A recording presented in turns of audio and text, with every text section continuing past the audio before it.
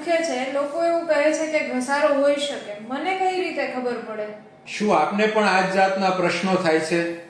ગોઠણનો ઘસારો છે કે નહીં તે જાણવા માટે વિવિધ પદ્ધતિઓ છે, જેમાંથી ફર્સ્ટ પોઈન્ટ અમે એ કહેતા હોય કે પેશન્ટના પોતાના સિમ્પટમ્સ એટલે કે પેશન્ટને પોતાને શું થાય છે એના ઉપરથી અમે ઘણી જ વખત આ ડાયગ્નોસિસ કરતા હોઈએ છીએ, કારણ કે osteoarthritis is more of a clinical diagnosis.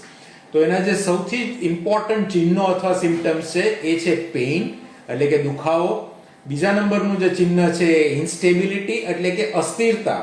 ઘણી વખતે સાંધો અસ્થિર છે એવો એક અનુભવ થવો, જેના હિસાબે પેશન્ટને પડી જવાનો ડર લાગતો હોય છે.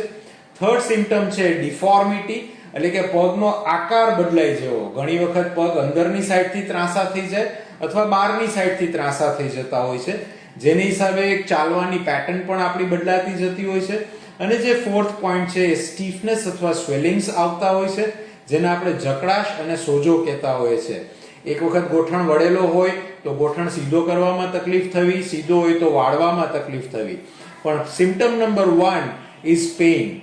જો આપને હાલવા ચાલવામાં, ઊભા રહેવામાં, હરવા ફરવામાં, દાદરા નીચે ઉતર કરવામાં અને તમારી દિનચર્યામાં દુખાવો થતો હોય અને એ દુખાવો જો આપની ક્વોલિટી ઓફ લાઈફને અફેક્ટ કરતો હોય તો એ ચોક્કસ ગોઠણનો સાંધાનો ઘસારો હોઈ શકે. આ લગતી વધારે માહિતી મેળવવા માટે અમને ફોલો કરતા રહો. Thank you so much.